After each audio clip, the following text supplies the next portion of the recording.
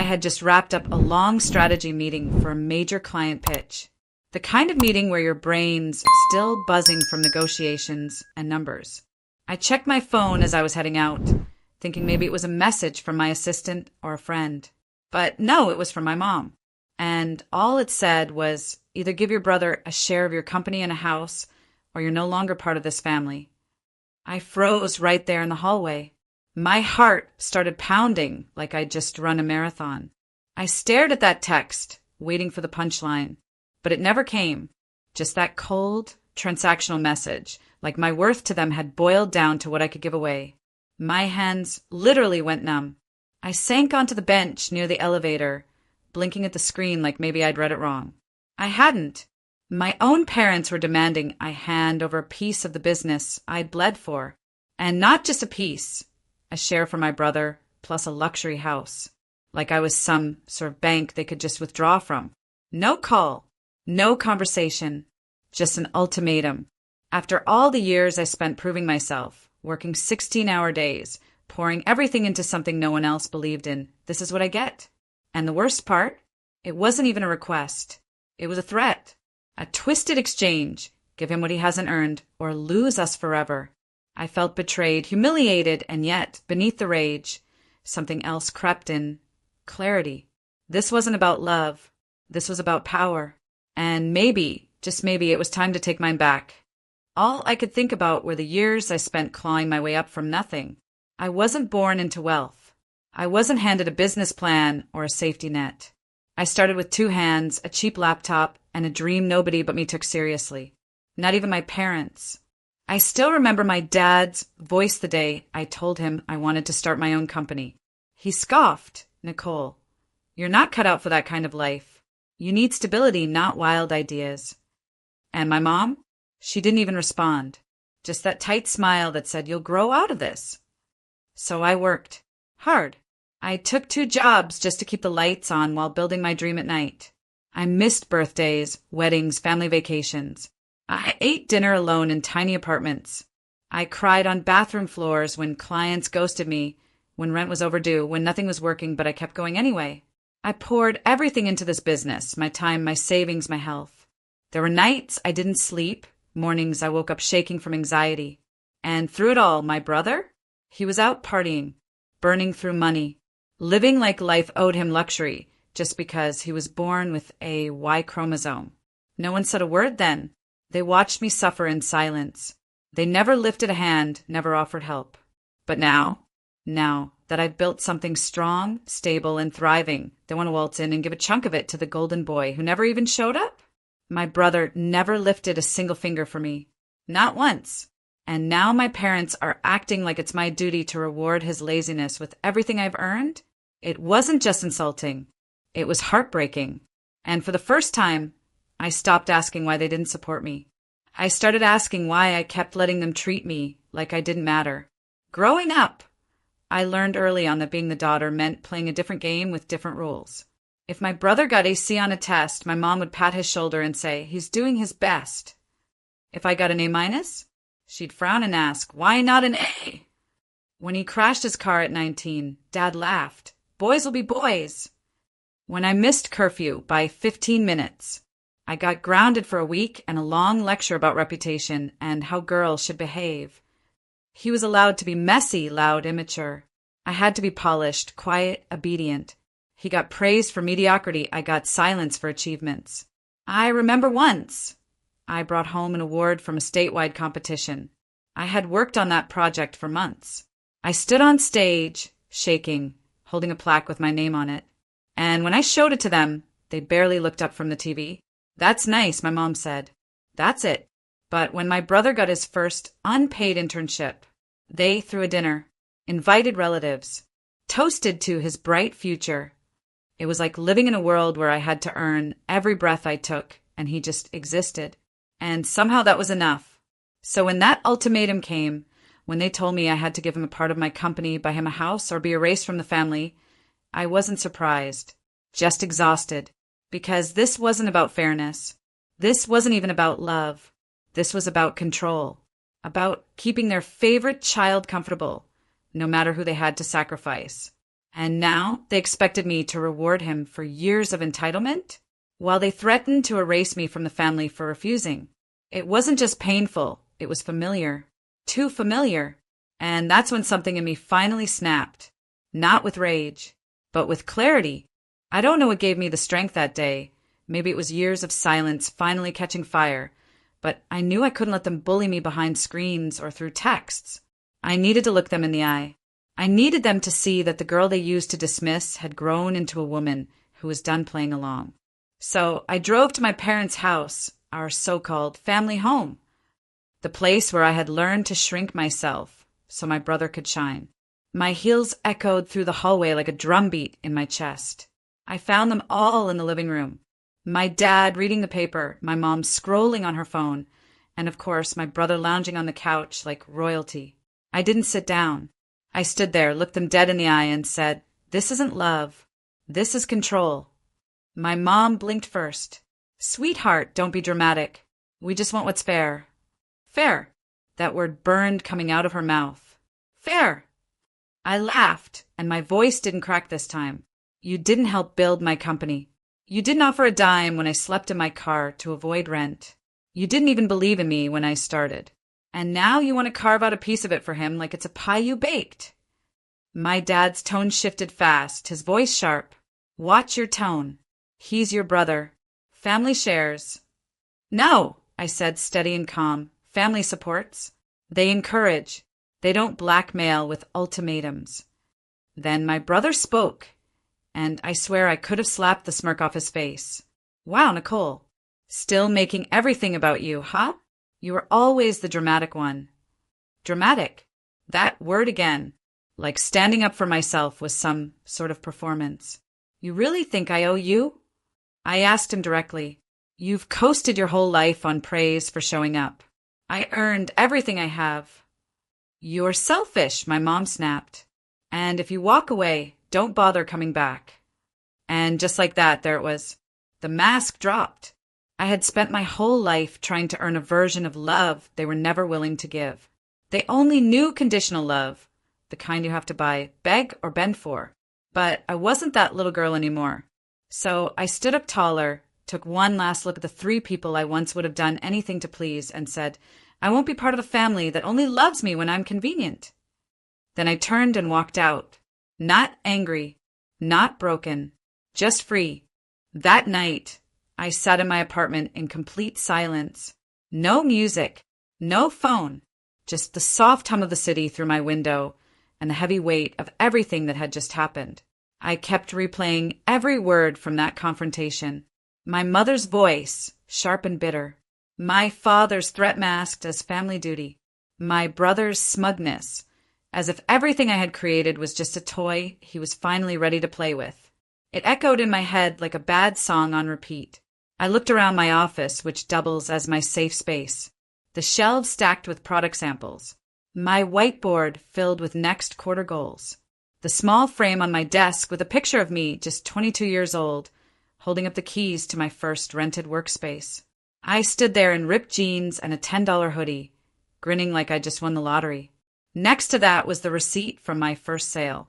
It was only $42, but I had laminated it like it was a check from a Fortune 500 client. And honestly, it meant more than any check ever could. It was proof that I started something, that I made something out of nothing. And yet, even surrounded by that evidence of growth, of effort, of my own damn brilliance, I felt a creeping in again. That stupid, invisible ache. I was still that little girl begging for their approval.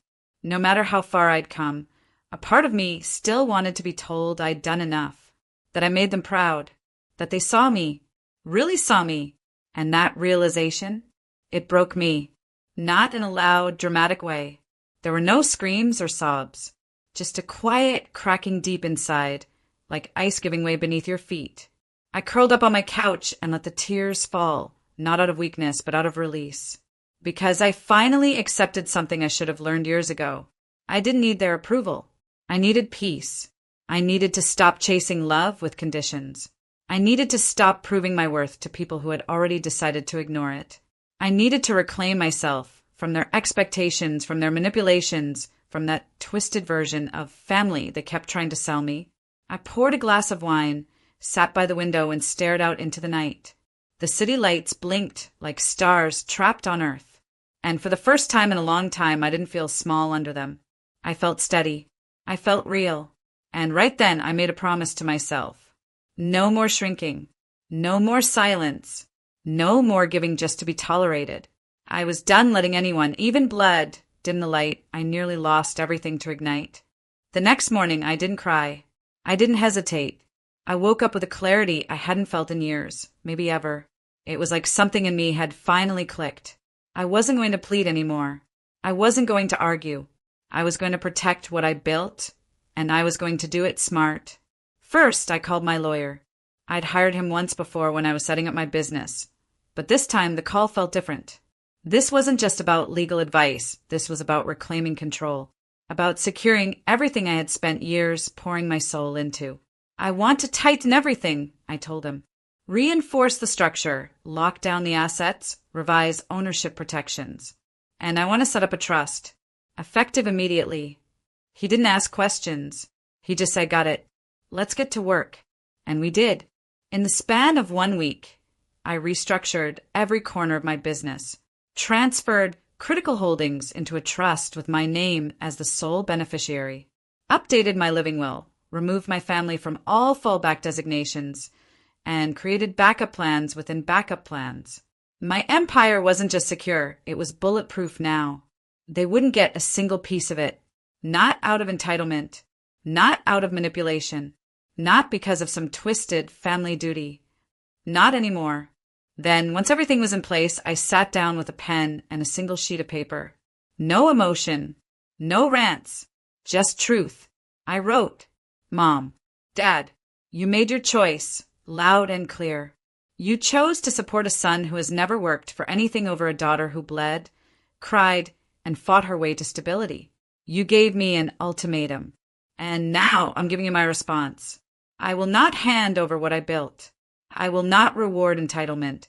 And I will not stay in a family that treats love like leverage. This isn't revenge. It's a boundary. Effective immediately, I'm stepping away. No contact. No drama. Just silence. Take care. I signed it, folded it, sealed the envelope, and mailed it. No message. No heads up. Just a clean, final goodbye tucked in a plain white envelope. There was something unbelievably freeing about it. I didn't wait for a response. I didn't need one. I knew they'd read it. And for the first time, they'd realize that I wasn't bluffing, that their control over me had expired. When you stop reacting, people start listening. When you stop explaining, they panic. And when you stop giving them access to your peace, it hits different. I didn't post online. I didn't call anyone for validation. I simply moved forward. And the silence that followed, it was beautiful. No guilt texts. No fake apologies. Just the quiet that comes from burning a bridge you were never meant to cross again. I stood in my office that evening, barefoot, sipping coffee, staring at the framed quote on my wall. She remembered who she was, and the game changed. That was me now, no longer seeking permission, no longer shrinking. They gave me an ultimatum. I gave them consequences. And for once in my life, I felt powerful, not because I fought back, but because I walked away. I knew it would cause a stir. I just didn't expect how big the explosion would be. 3 days after I mailed the letter, the fallout began. First came the digital tantrum, from my brother, of course. He posted a dramatic rant on Facebook, the kind where he played the victim while pretending to take the high road. It started with, sometimes people forget who was there for them when they had nothing, and ended with, family should be about giving, not just taking. The irony?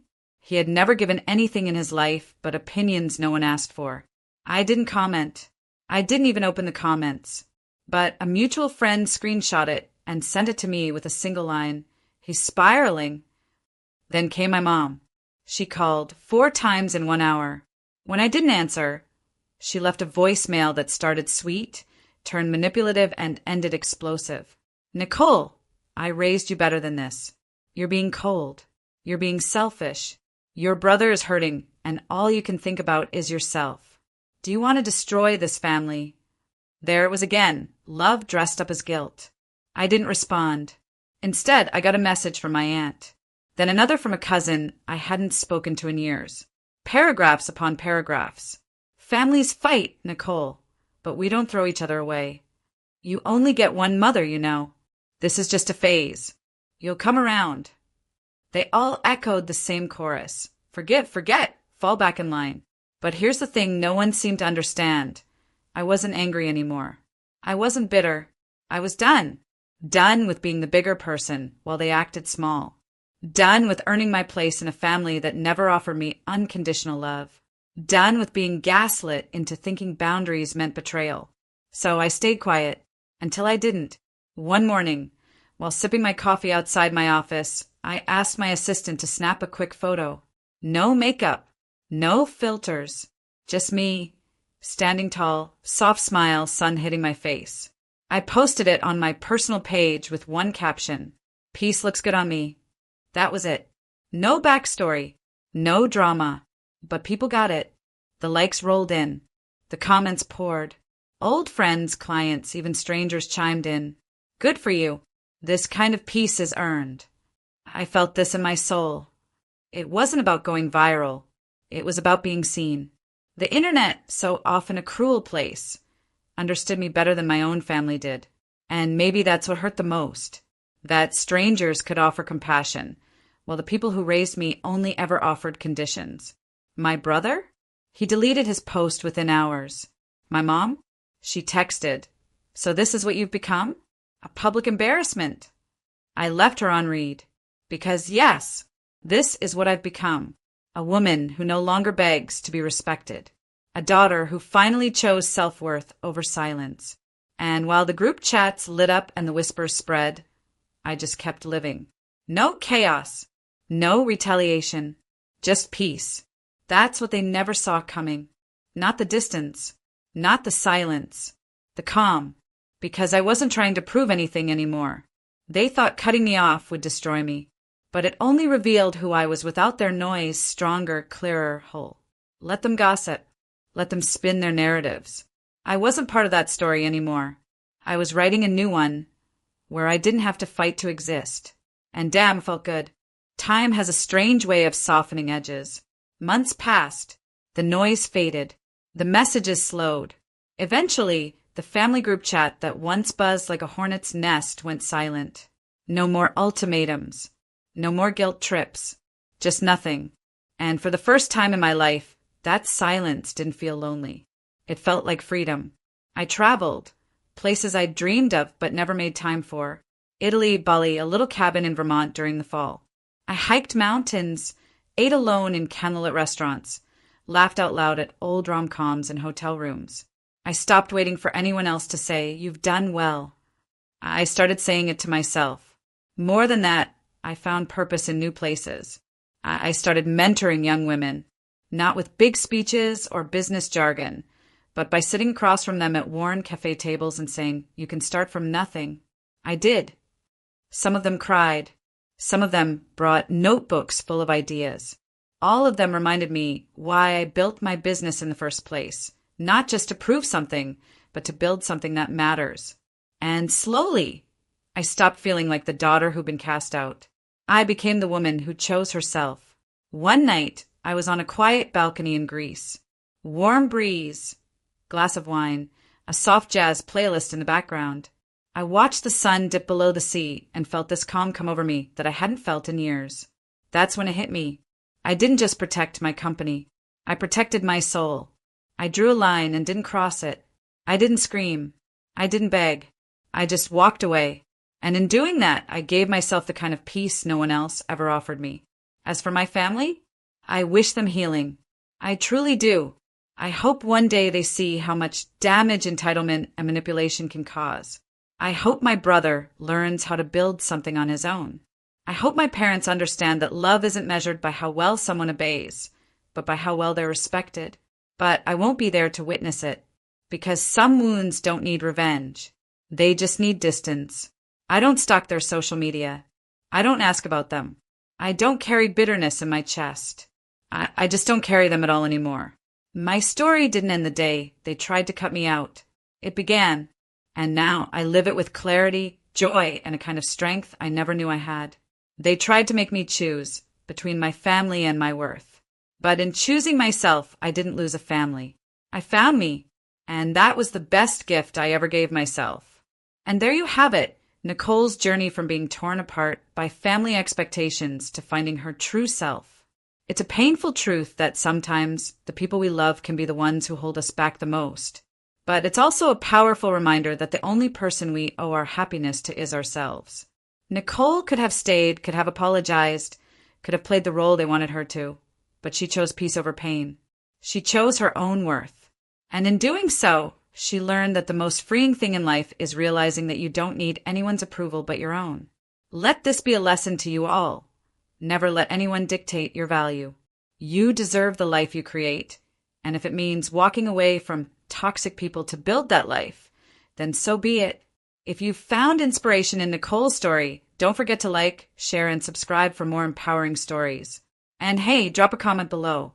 Have you ever had to choose your peace over family loyalty? How did you find the strength to do it? I'd love to hear your thoughts. Thank you for watching. And remember, you're worth more than anyone's expectations. Keep choosing yourself.